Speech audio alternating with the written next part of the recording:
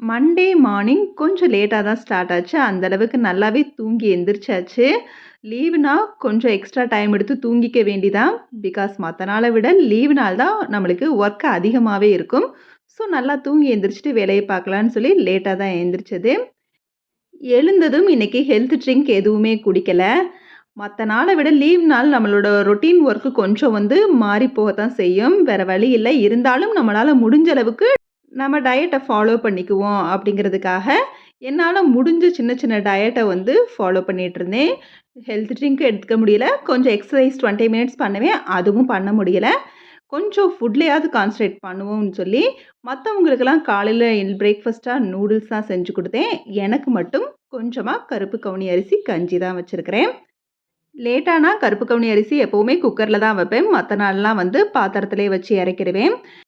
கருப்பு கவுனி அரிசி எப்பவுமே பொடி பண்ணி வச்சிருப்பேன். இன்னைக்கு இருந்தது லாஸ்ட்டா அந்த 1 கப் மட்டும் தான். ஸோ அந்த 1 கப்ப வச்சு நான் கஞ்சி ரெடி பண்ணிட்டேன். இந்த கஞ்சி கொஞ்சம் சூடா ஆறுனா தான் குடிக்க முடியும். ஸோ அதுக்குள்ள கருப்பு கவுனி அரிசி திருப்பி அரைச்சு வைக்கணும். அதுக்காக ரெடி பண்ண ஆரம்பிச்சுட்டேன்.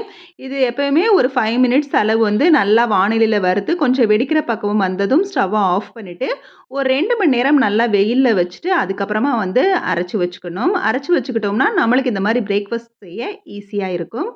ஸோ இந்த மாரியும் வைக்கலாம். அப்படி இல்லன்னா, நைட்டே கருப்பு கவுனி அரிசிய ஊற வச்சுட்டு, காலையில அத அப்படியே நல்லா அரைச்சுட்டும் வைக்கலாம்.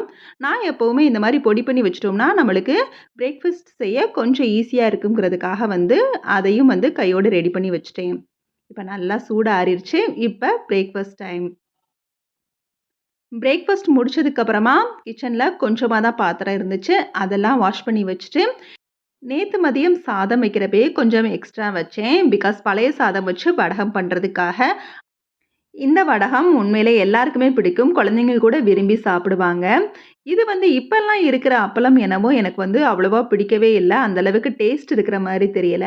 ஸோ அதனாலேயே இத முடிஞ்ச அளவுக்கு நான் டைம் கிடைக்கிறப்பலாம் இத நான் ரெடி பண்ணி வச்சுக்குவேன். எல்லாருக்குமே சைட் டிஷ்ஷா என்ன காய்கள் இருந்தாலும், இந்த மாதிரி அப்பளமோ, வடகமோ செஞ்சு சாப்பிட்றப்ப, உண்மையிலே அது எல்லாருக்குமே ரொம்ப பிடிக்கும். அதனாலேயே இத அப்பப்ப ரெடி பண்ணி ஒரு பாக்ஸ்ல போட்டு வச்சுட்டோம்னா, நம்மளுக்கு தேவையானப்ப அத வறுத்து எடுத்துக்கலாம். இந்த பழைய சாதத்த நம்ம நல்லா தண்ணியெல்லாம் ஒட்டா எடுத்துட்டு, இந்த மாதிரி ஸ்மாஷர் போட்டு மசிச்சு எடுத்தாலும், அப்படி இல்லன்னா, மிக்ஸியில போட்டு பழைய சாதத்தோட சீரகம், வத்தல் பொடிக்கு பதிலா பச்சை மிளகாய் கூட சேர்க்கலாம். அந்த டேஸ்ட்டும் கொஞ்சம் டிஃப்ரெண்ட்டா இருக்கும். நான் சம்டைம்ஸ் பழைய சாதத்தோட சீரகம், பச்சை மிளகாய் போட்டு நல்லா கிரைண்ட் பண்ணி பேஸ்ட் மாரி வரும். அதை எடுத்து காய வச்சுருவேன். அப்படி இல்லன்னா, இந்த சாதத்தையே பழைய சாதம், சீரகம், வத்தல் பொடி போட்டு கிரைண்ட் பண்ணி, அத பேஸ்ட் மாரி ரெடி பண்ணி அதையும் வச்சுருவேன். இந்த மெத்தடுமே ரொம்பவே ஈஸியா இருக்கும். பாத்திரம் கழுவுற வேலை கொஞ்சம் மிச்சமாகும்ல, அதுக்காகத்தான். அதனால தான் இன்னைக்கு ஸ்மாஷர் மட்டும் வச்சு நல்லா மசிச்சு விட்டுட்டேன். இதுக்கு மிக்ஸி எடுத்தோம்னா, தனியா அந்த மிக்ஸர் ஜார வேற வாஷ் பண்ண வேண்டி வரும்னு அந்த கொஞ்சம் சோம்பேறித்தனத்துக்காக தான் இந்த மாரி ஸ்மாஷ் பண்ணி வச்சு வடகம் ரெடி பண்ண ஆரம்பிச்சுட்டேன். லீவ் டைம்ல நம்மளுக்கு தேவையான மாதிரி இந்த மாதிரி வடகம் ஏதாவது ரெடி பண்ணி வச்சுக்கலாம். இல்ல மசால் பொடி ஏதாவது அரைக்கணும்னா, அந்த மசால் ஐட்டங்கள்லாம் அரைச்சு வச்சுட்டோம்னா, ஒர்க்கிங் டேஸ்ல நம்மளுக்கு கொஞ்சம் ஈஸியாவே இருக்கும். அதனால இந்த லீவ் ஃபுல்லா நான் யூஸ்ஃபுல்லா என்னென்ன கிச்சனுக்கு தேவையோ, அதெல்லாம் ரெடி பண்ணணும்னு சொல்லி ஒவ்வொரு வேலையா ஸ்டார்ட் பண்ண ஆரம்பிச்சிருக்கிறேன். இன்னைக்கு நான் செஞ்சு வச்ச வேலை, இந்த வடகமும், கொஞ்சம் ஈவினிங் ஸ்நாக்ஸ் ரெசிபியும் தான். வடகம் ரெடி பண்ணி வச்சதுக்கு அப்புறமா, கொஞ்சமா டீ போட்டு சாப்பிட்டாச்சு. நான் என்னதான் டயட் ஃபாலோ பண்ணாலும், என்னால டீ மட்டும் அவாய்ட் பண்ணவே முடியல. என்னன்னே தெரியல. அது எப்படி விடணும்னு எனக்கு தெரியவே இல்ல. ஸோ கொஞ்சமாவது ரேஷியோவாவது கம்மி பண்ணி குடிச்சிடணுங்கிறதுக்காக, கொஞ்சமா டீ எடுத்துட்டு, மதிய சமையலுக்கு ரெடி பண்ண ஆரம்பிச்சுட்டேன். மதிய சமையலுக்கு காலிஃப்ளவர் இருந்துச்சு. காலிஃப்ளவர வறுத்து எடுத்துக்கலாம்னு சொல்லி, அதுக்காக கட் பண்ணி வச்சுட்டேன். ஒரு பாத்திரத்துல நல்லா சுடுதண்ணி வச்சு காஞ்சதுக்கு அப்புறமா, நம்ம கட் பண்ணி வச்ச காலிஃப்ளவர் அத போட்டு, கொஞ்சமா மஞ்சள் பொடி, உப்பும் போட்டு நல்லா கலந்து விட்டு ஒரு 5 மினிட்ஸ் கொதிக்க வச்சுட்டோம்னா, காலிஃப்ளவரும் பாதி அளவு குக் ஆயிரும். மஞ்சப்பொடி, உப்பு போட்டிருக்கிறதுனால புழு இருந்தாலும் அது வெளியேறிரும். இப்ப ஒரு 5 மினிட்ஸ் நல்லா கொதிச்சதுக்கு அப்புறமா, அத நல்லா தண்ணியெல்லாம் ட்ரைன் பண்ணிட்டு, அதுக்கப்புறமா காலிஃப்ளவரோட தேவையான மசால் போட்டு பெரட்டி வச்சிரலாம். நான் கொஞ்சமா கார்ன்ஃப்ளவர் மாவு, கடலை மாவு, சிக்கன் 65 மசாலா, அதோட கசூரி மேத்தி, சேர்த்து நல்லா பெரட்டி விட்டுக்கிறேன். கசூரி மேத்தி இல்லைனா கருவேப்பிலை கூட நல்லா வந்து பொடி பண்ணி நம்ம சேர்க்கலாம். இதை வந்து நல்லா கலந்து விட்டுட்டு ஒரு 5 மினிட்ஸ் நல்லா விட்டுடுறேன். அதுக்கப்புறமா தான் வந்து ஃப்ரை பண்ணி எடுக்கணும். அதுக்கப்புறம் ஆம்லேட் போடுறதுக்காக பெரிய வெங்காயத்தை பொடிசாக வந்து சாப் பண்ணி வச்சுக்கிட்டேன். குழம்பு கொஞ்சமாக பருப்பு குழம்பு தான். இது வந்து எல்லாரோட ஃபேவரெட்டுங்கிறதுக்காக பருப்பு குழம்பு வச்சுட்டேன்.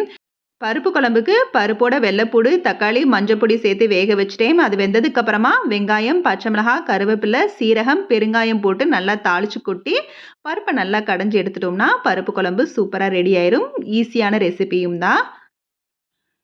பருப்பு தாளித்ததுக்கப்புறமா காலிஃப்ளவரை வந்து போட்டு விட்டுட்டேன். அது ஃப்ரை ஆகிற நேரத்தில் ஆம்லேட்டும் போட்டுக்கலான்னு சொல்லி ஆம்லேட்டுக்கு நாட்டுக்கோழி முட்டை இருந்துச்சு. ரொம்பவே ஹெல்த்தியான ஒரு ரெசிபி.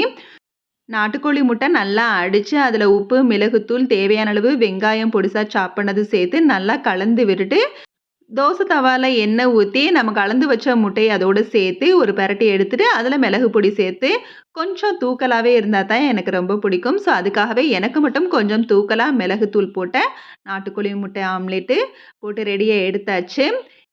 எனக்கு வந்து இன்றைக்கி வரகரிசி எதுவும் வைக்கல. இந்த மாதிரி ஒயிட் ரைஸ் எடுத்துக்கிறேன்னா கொஞ்சமாக தான் ஒயிட் ரைஸ் எடுத்துக்குவேன்.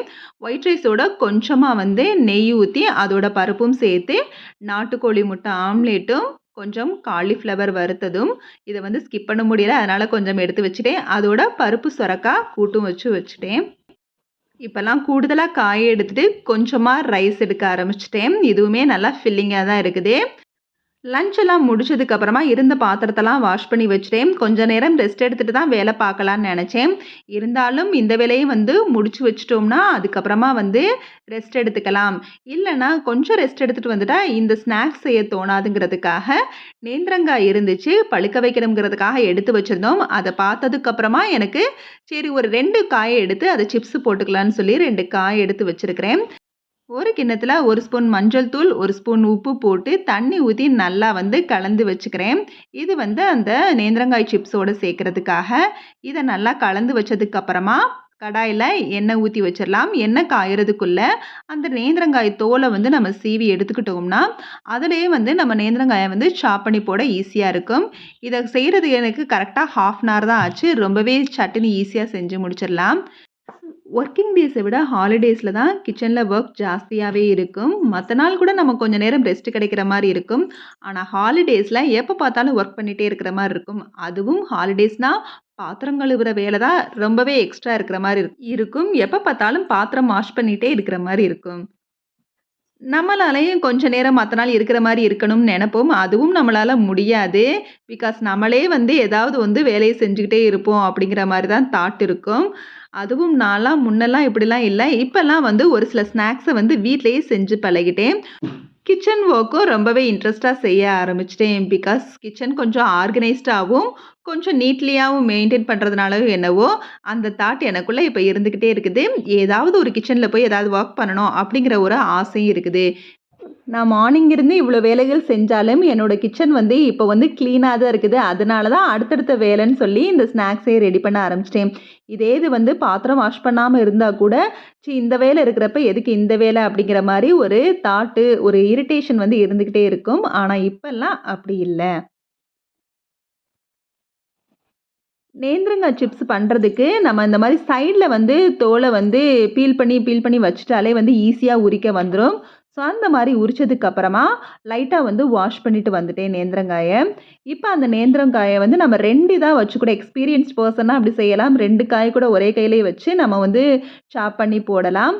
ஆனால் என்ன மாதிரி ஆளுங்க ஸ்நாக்ஸ் செய்கிறதே பெரிய விஷயம். அதனால் வந்து ஒரு காய் வந்து சாப் பண்ணி வந்து போடுறேன். அதுவும் சாப் பண்ண ஆரம்பிக்கிறதுக்கு முன்னாடி அந்த காயை வந்து எண்ணெயில் நல்லா டிக் பண்ணி எடுத்துட்டு எண்ணெயிலனா லைட்டாக வந்து அந்த எண்ணெய் வந்து டிக் பண்ணி எடுத்து தேய்க்க ஆரம்பித்தாலே வந்து அந்த சாப்பரில் வந்து பிசு பிசுன்னு ஒட்டாது. ஸோ அதனால் வந்து எண்ணெயில் லைட்டாக வந்து தொட்டுட்டு அதுக்கப்புறம் தான் சாப் பண்ண ஆரம்பித்தேன். பார்த்திங்கனாலே தெரியும் சூப்பராக ரொம்பவே கிறிஸ்பியாக வந்திருக்கும். அந்த சாப்பருமே ரொம்ப தின்னாக இருந்ததுனால ரொம்பவே சிப்ஸு வந்து ரொம்ப சாஃப்டாக இருந்துச்சு. சிப்ஸை வந்து இந்த மாதிரி டேரெக்டாக இந்த நேந்திரம் சிப்ஸை வந்து எண்ணெயில் வந்து அப்படியே சாப் பண்ணி விட்டுட்டு நல்லா ஒரு 80% குக் ஆனதுக்கப்புறமா நம்ம கலந்து வச்ச அந்த மஞ்சப்பொடி உப்பு தண்ணியை வந்து லைட்டாக தன் கையில் வந்து எடுத்து தெளித்து விட்டாலே அந்த சலசலப்பு சவுண்டு வரும். அந்த சலசலப்பெல்லாம் அடங்கினதுக்கப்புறமா சிப்ஸை எடுத்துடலாம். பார்த்தீங்கன்னா, சூப்பரா வந்து ரெடியாகி வந்துருச்சு. இதெல்லாம் நான் எடுக்க எடுக்க வந்து ஒரு தூக்குல தான் வந்து போட்டு வச்சிருந்தேன், சூடு ஆறிருங்கிறதுக்காக. இப்ப அத மொத்தமா இந்த வடசட்டியில போட்டு, லாஸ்ட்டா வந்து பெப்பர வந்து சேர்த்து நல்லா கலந்து விட்டுட்டு, அதுக்கப்புறமா வந்து பாக்ஸ்ல போட்டு வச்சுட்டா, இது 1 வீக் வரைக்குமே நல்லாருக்கும். 1 வீக் வரைக்குமே இந்த கிறிஸ்பினஸ் மாறாம இருக்குங்கிறதுக்காக, இந்த மாரி பாக்ஸ்ல போட்டு வச்சுட்டேன். இந்த லீவ்ல நான் ஃபர்ஸ்ட்டு ரெடி பண்ணி வச்ச ஸ்நாக்ஸ் ரெசிபி இதுதான்.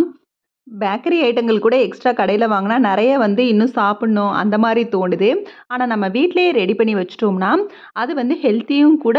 அது மட்டும் இல்லாம அத வந்து இன்னும் சாப்பிடணும் அப்படிங்கிற ஒரு கிரேவினஸ உண்டாக்குற எந்த இன்கிரீடியன்ஸும் நம்ம வந்து போடவே இல்ல. இப்பல்லாம் முடிஞ்ச அளவுக்கு எல்லாமே வீட்லயே வந்து ஹெல்த்தியா வந்து ரெடி பண்ற மாதிரி நான் பார்த்துக்கிட்டேன். ஸோ நீங்களும் இந்த மாதிரி முடிஞ்ச அளவுக்கு வீட்லயே ஹெல்த்தியா எல்லாத்தையும் வந்து ரெடி பண்ணி வச்சுக்கோங்க. இதோட இந்த விளாக் முடியுது. இந்த வீடியோ புடிச்சிருந்துச்சுன்னா லைக் பண்ணுங்க, ஷேர் பண்ணுங்க, கமெண்ட் பண்ணுங்க. மறக்காம நம்ம சேனல சப்ஸ்கிரைப் பண்ணுங்க. Okay, bye. தேங்க்ஸ் ஃபார் வாட்சிங்.